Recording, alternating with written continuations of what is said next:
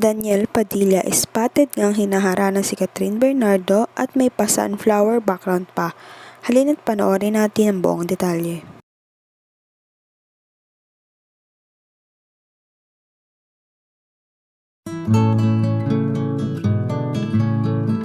Kilig na kilig nga ang fans ng Katniel nang kumanta na si Daniel Padilla sa ABS-CBN Christmas Special.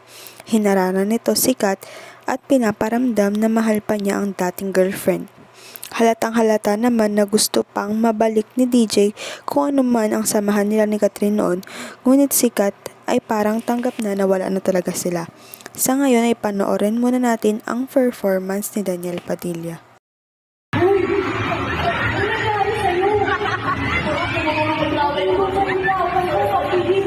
Basta